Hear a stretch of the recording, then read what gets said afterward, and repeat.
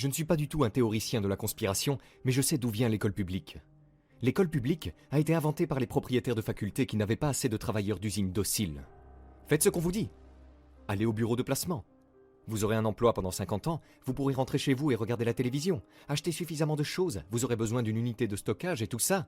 Et l'erreur, le problème, c'est que les gens sont encore séduits en pensant que ce qu'ils sont censés faire, c'est s'intégrer davantage. Et les médias sociaux n'ont fait qu'empirer les choses, parce qu'il y a toute cette mentalité de me faire rentrer plus dans le moule avec de petites rafales de conseils pour avoir un ventre plat, et 3 façons différentes de devenir riche, et vous pouvez apprendre à revendre des maisons aujourd'hui et être millionnaire demain. Et aucune ne fonctionne, pas vrai? Mais la combinaison devait signifier que les gens commencent à se sentir brisés et amers, parce que la promesse n'est pas tenue.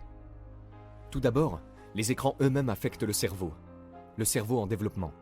Donc plus un enfant passe de temps à regarder des écrans, plus il épuise ses récepteurs de dopamine. Et les récepteurs de la dopamine sont ceux qui sont impliqués dans l'addiction, dans les circuits de motivation du cerveau.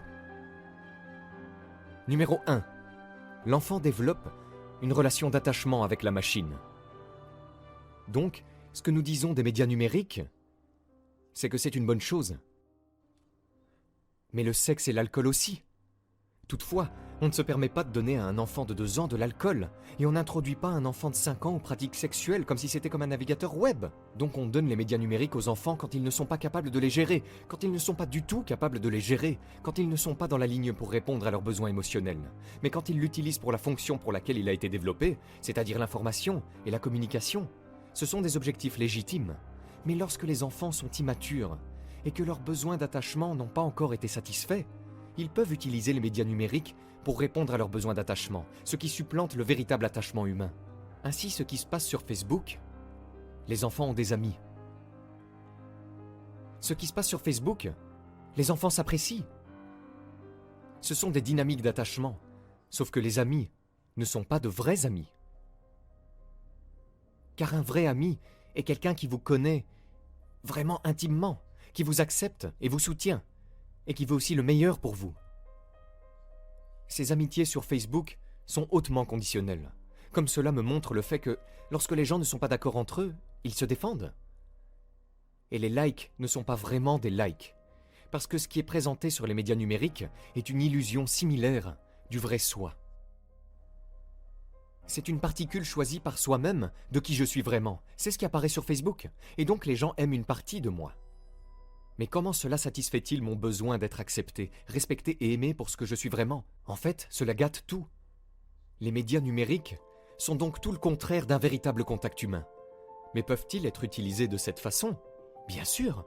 Si vous avez 2 jeunes enfants, et que vos parents sont aux États-Unis, et que ces enfants veulent communiquer avec leurs grands-parents, Facebook ou Zoom sont des outils formidables.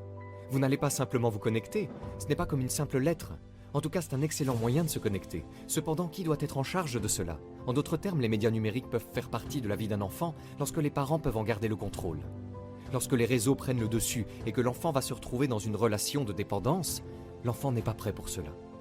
Donc nous disons, ne l'introduisez pas trop tôt. Numéro 1 et numéro 2, restez à l'affût et vous serez en charge.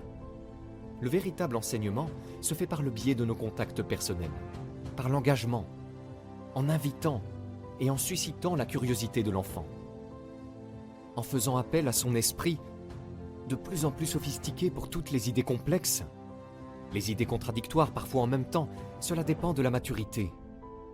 Et cette maturité dépend de la relation entre les êtres humains. Nous savons que le temps de la contrainte diminue le bonheur, la satisfaction de la vie et l'estime de soi.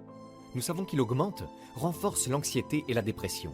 La Royal Society of Public Health a publié une étude en juin de l'année 2018 qui a révélé que 63% de tous les utilisateurs d'Instagram sont malheureux. Nous savons que l'anxiété et la dépression chez les jeunes ont augmenté de 70% au cours des dernières études. Et nous savons que depuis 2010, les suicides d'adolescents ont grimpé de 31%. Donc le suicide des adolescents est endémique. Et aujourd'hui, c'est la première fois dans l'histoire de l'humanité que la principale cause de décès chez les adolescents, jusqu'à l'âge de 24 ans, est le suicide. Pas une maladie, ni même un accident. Et cela est intimement lié aux réseaux sociaux. J'ai déjà mentionné que les médias sociaux sont un outil de conditionnement. Pas un outil de dépendance, mais un outil de conditionnement. Et cela utilise un positionnement relatif. Mais quelles sont les émotions qui sont attachées au positionnement relatif? La première est l'envie. Les médias sociaux sont construits autour de l'envie pathologique. Ils sont des pourvoyeurs d'envie pathologique et des amplificateurs d'envie pathologique. Et ils quantifient, via divers classements, algorithmes, ils quantifient l'envie avec des likes, des retweets. Ils quantifient donc l'envie. Et ensuite, ils utilisent l'envie pour vous motiver. En d'autres termes, ils utilisent l'envie pour vous amener à adopter une certaine ligne de conduite. Les gens confondent la jalousie avec l'envie, et voici la différence. Ces plateformes encouragent l'utilisation répétée. La répétition de points de vue opposés. Et maintenant, nous savons par la psychologie que seuls ces types d'émotions, l'agression, l'envie, la haine, seuls ces types d'émotions encouragent l'utilisation répétée. Il est donc impossible qu'ils aient conçu ces plateformes sans être conscients qu'ils doivent tirer parti de ces émotions pour créer une dépendance. Un Américain sur 3 est maintenant officiellement obèse. Et jusqu'à ce que nous créions un monde où, espérons-le, la génération du millénaire comprendra cela, nous créons un monde où les entreprises sont toutes comme des humanitaires, le fait est qu'un grand nombre d'entreprises existent directement en tant qu'algorithmes pour générer du profit. Je ne dis pas que ceux qui sont derrière les entreprises sont mauvais ou méchants. Je dis simplement que l'algorithme de ces entreprises est de générer du profit à tout prix. Et cela pourrait aller à l'encontre de la direction que nous voulons donner à l'espèce humaine. Nous, les humains, traversons normalement la vie en n'acceptant pas les choses. Nous voulons que les choses soient différentes de ce qu'elles sont.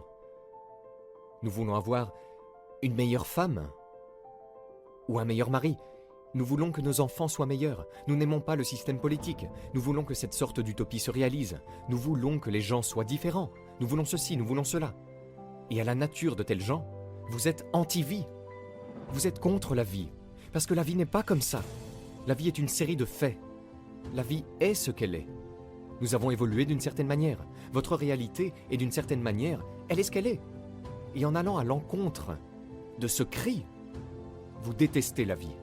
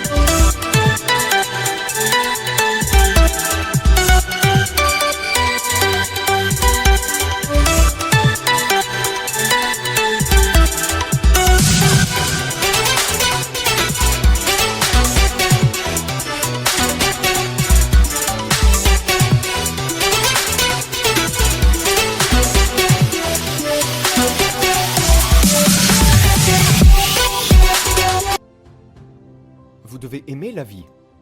Vous devez aimer le destin. Et ce que le destin signifie, c'est que des choses vous arrivent que vous ne pouvez pas contrôler. Vous n'avez pas contrôlé qui sont vos parents. Vous n'avez pas contrôlé dans quelle ville vous êtes né, dans quelle école vous êtes allé. Vous n'avez pas contrôlé si vous êtes né riche ou pauvre. N'est-ce pas? Il y a beaucoup de choses que vous ne pouvez pas contrôler. C'est le destin. Acceptez-le tel qu'il est. Arrêtez de vous plaindre et de dire « je veux autre chose ». Embrassez votre monde, votre vie. Notre peur de la mort est probablement la plus grande influence sur notre comportement à travers l'histoire. Nous sommes le seul animal à être conscient de notre mortalité. Et cela a provoqué une réaction incroyable. Nous sommes un vide et nous sommes anxieux. Nous inventons une vie après la mort, un paradis où nous irons tous, pas vrai? Ou alors aujourd'hui, on ne voit jamais la mort, on ne voit jamais les gens mourir dans les hôpitaux. On ne voit jamais les animaux qu'on mange se faire tuer. On n'a jamais aucune confrontation avec la mort, personnellement dans notre vie. On est complètement déconnecté d'elle. Cela nous rend anxieux et craintifs. Et cela contrôle tout de notre comportement. Nous devenons anxieux et craintifs à propos de tout. Donc la capacité d'accepter la mort, de la regarder droit dans les yeux et d'accepter que c'est votre réalité, que vous ne vivrez pas éternellement, est très libératrice. Donc, amor fati, qui signifie accepter son destin, est un pas en avant par rapport au fait de tourner le dos et de dire « faisons face à cela ». C'est de ne pas se dire « ah, cette vie, je la déteste, je ne veux pas de ça ». C'est plutôt se retourner et faire face à la vie et dire « je l'accepte, je l'aime, je l'embrasse ». Et cela a un effet très puissant.